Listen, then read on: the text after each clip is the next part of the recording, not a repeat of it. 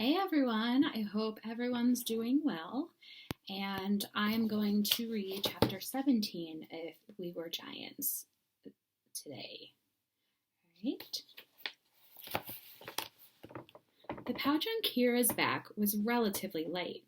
It hadn't felt right to take any food from the family for her journey, even though she had caught or prepared much of it herself. So she only had her clothing and a cutting stone. It would be enough. It was more than she deserved. She hesitated, toes on the edge of the circular platform that surrounded the hut. As usual, she paused for a moment out of nervousness and respect for the 200-foot drop to the ground. Kira lingered longer this time, heartbroken at the thought of never seeing these people ever again, never getting to... She pushed those thoughts away.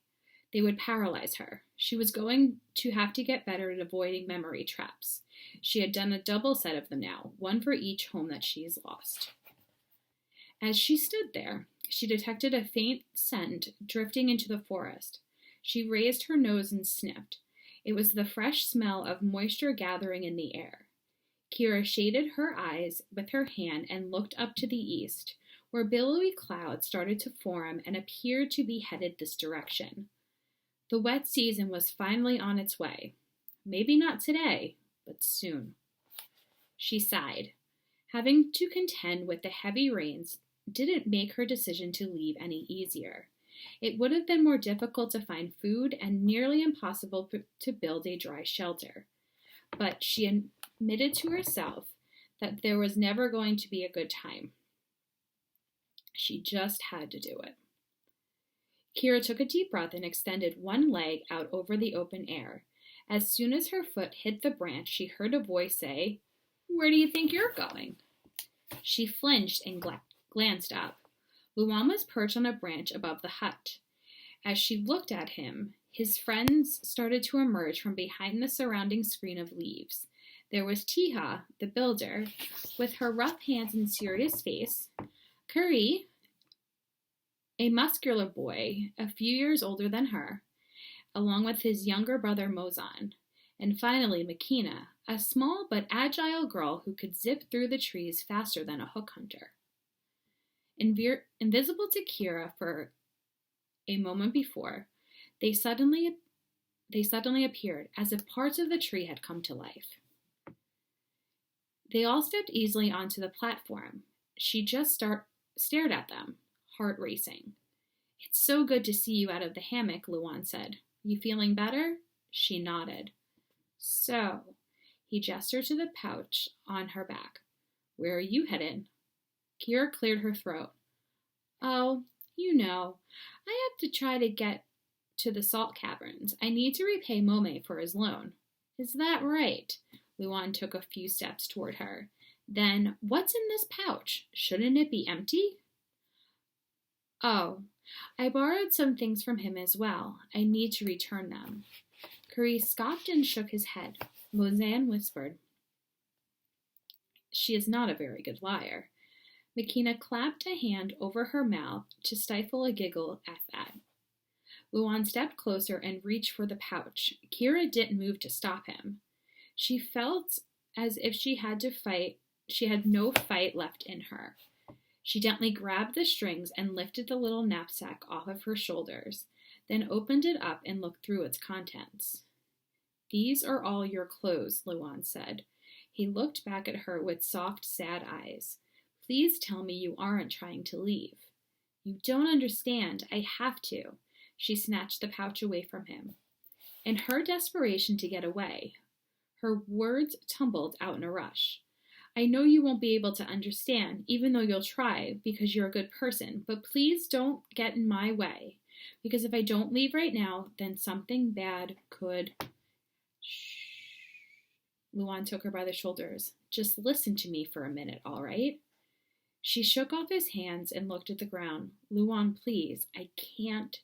"Hey, it's me. You can trust me." Luan looked at her steadily until she raised her head and met his gaze. "We have something to show you." Kira scanned his friends' faces. All of them were offering her sympathetic smiles, except Tia, who had never smiled at anyone. Now listen, Luan said softly. If I say the word hunters, he whispered it, you're not going to lose it again, are you? Kira took a deep breath, and then she shook her head. Good, Luan smiled too, because I think we might have solved that particular problem. The river's current was lazy, but Kira could still hear it. She had been traveling for a while through the trees with Luan and his friends, and now her breathing started to become shallow, and she could feel her hands getting clammy as she realized they were approaching the place where the group of takers had been spotted. Why are you bringing me back here? Luan turned and grinned at her. You'll see. Just another minute. He hopped to a lower branch and another, and then scrambled all the way down the trunk until he was standing on the ground. He looked up and waited for Kira to join him, and the rest of his friends followed. Luan led the little band around a copse of trees, and then the river was before them. Kira's heart stopped thundering at the sight, but she clenched her fists and took deep breaths. She needed to keep it together, stop being so fragile and pitiful. And, though she didn't believe it for a moment that Luan and his friends had solved anything, she owed it to him to at least see what they wanted to show her. We have been spying on them. The hunters, Luan said. He pointed downriver. Do you see that they've built to get back and forth? It's very clever. Kira squinted. On the riverbank there was a wooden post with a rope looped around it.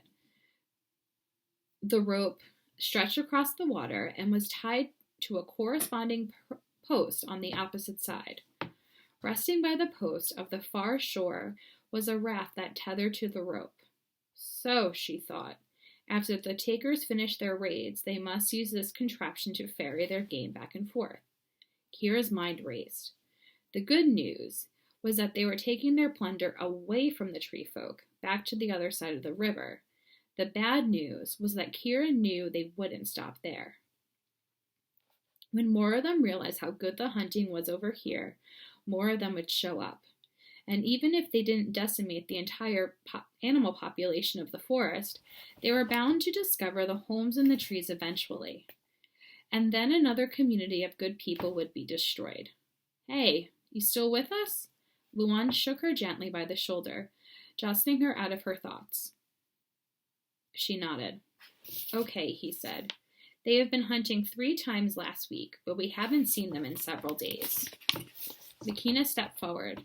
The rains will be coming any day now, but we think they're going to try at least one more time since they have left the raft there. Mozan added, after the river rises, their pulley system will be worthless. No way it will work. We're going to be ready for them, Luan said, and we're going to make sure they never come back. No, Kira shook her head. Don't do anything to them. Please, stay away from them. Her eyes pleaded with Luan, and she grabbed his arms with both hands. You don't understand. The best thing you can do is hide. Remain safe up in the trees. Kira felt a frantic desire to leave. The longer she stayed here, the more danger these people were in. She had to get on with her punishment and exile herself to keep the takers away. Shh. Luan broke her grip tightly and turned to the desperate clutching at him into an embrace. He held her for a few moments until her shaking subsided. Come on, Kira. At least show us what we've built. You've built something? She pulled back and gave him a look. What do you mean? Luan, he told us, Kiri stepped forward. These hunters, they scared you, and we wanted to scare them back. Luan grinned. My friend in Korea doesn't always have the best way with words, but that pretty much sums it up. Kira shook her head. But you can't scare these. Yes, we can. Little Makina marched right up to her, the girl's head barely reaching Kira's waist. She talked as fast as she moved through the trees. We were all talking about it, and when we spied on the hunters, we saw how big they were, and I said they looked like giants. But I didn't think anybody would listen, because everyone looks like a giant to me. Practically. But then Mozan agreed with me, which is funny because he never agrees with me about anything. And he's pretty gigantic himself, and that's when I wish we could be giants too, because then we would be as scared. Then they would be as scared as us as you were scared of them. And then Tiha joined the conversation, which is weird because she didn't say much, but she said, "What if we actually could be giants?" And then she and Luan went away and talked and came up with their plan, and then came back to and we all liked it. And then we worked really hard the whole time when you were in the hammock, and Tiha was a really good builder, and we are really good helpers, me especially. And now we want to show it to you, because Luan thinks it might help you smile and be yourself again. So will you let us show us, please? Kira peered around at all the faces, gazing eagerly at her. Had they really made this whatever it was for her? No, it had been for Luan. But he wanted to do it for her, and the rest of them seemed to want to make both of them happy. She reached down and tousled Makina's hair. "Well, I don't see why I can say no to all of that." Makina clapped and hugged Kira fiercely, and then grabbed her by the hand and tugged her deeper into the forest. "Come on, it's right up here." She led Kira and the others to the ferry post the takers had set up on this side of the river, and then started to follow a path that led into the forest. As the band of friends walked along, Kira turned to Luan, raising her eyebrows at him in a question. Luan gestured to indicate the path they were walking on. "This is the access point for the hunters. They could come this way every time, saves them from having to clear a new trail for each hunt." He pointed up ahead. They split up eventually in ones or twos to cover more ground and get more game, but at this spot they were always together, and so they will see this at the same time. Luan spread his arms wide with a flourish. Kira looked up, and, oh, by the gods, what have they done? Towering over their heads, a good 20 feet above the forest floor, a great face emerged from a screen of leaves and stared down at them. The face alone was as tall as Makina, and it was scowling at them with thick furrowed brows and a long, sharp nose. Kira stepped back, her hand over her chest. Luan laughed and clapped her on the shoulder. "Doesn't it look real? I told you, Tiha is amazing. She can build anything." Tiha crossed her arms over her chest and nodded her agreement with this assessment. As Kira looked closer, she could see the illusion for what it was, a huge structure made of wood and mud and rocks and brush. But still, it had looked real enough when she first glanced up. A forest giant, something like out of a story. "He's pretty incredible," Kira said. Makina tugged her on the arm. "I made the nose all by myself," she whispered. "Well, mostly. You did a nice job. That thing is hideous." Makina beamed.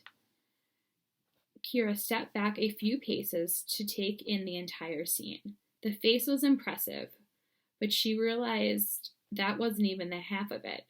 In between the leaves, she could see 2 thick arms descending, so long that the knuckles almost dragged on the ground, and 2 sturdy legs that had been crafted out of fallen logs. Draped around these limbs were giant quilts, made of pieces of clothing and strips of fabric that have all been sewn together, so it appeared that the huge creature was wearing a tattered multicolored cloak.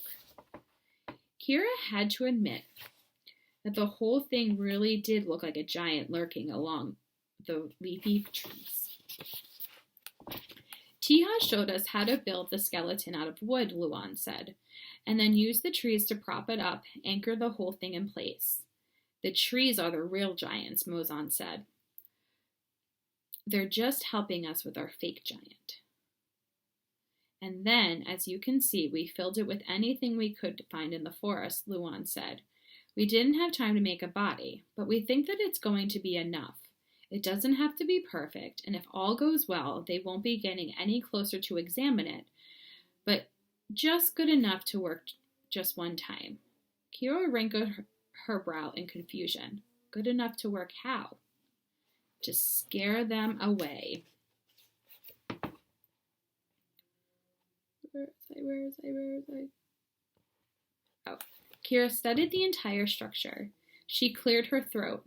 It's good, really good, Tiha. The craftsmanship is incredible, and I have no idea how you pulled all of this off. But do you really think they're going to be afraid of it? Oh, it gets even better, Luan grinned. Tiha also knows all about mechanics, straps and hinges and ropes and pulleys and levers. She even snuck down and studied the fairy rig that the hunters put together to get ideas on how to make it move. Isn't that just perfect? We all tried to. Wait, it moves? Kira said. Yes, Makina shouted. Tiha, tell her how you got the idea. The stoic builder shrugged and looked at the ground, clearly uncomfortable with all of the attention. It was nothing. I remembered these puppets that my dad had made for me when I was a little girl. The head and the arms and the legs were all connected to strings, and you could hold a little board where the strings were attached. And when you move the board this way and that, you could make the doll move around, dance or walk or whatever. Kira nodded. I had one of those when I was little too. Everybody? Kiri said.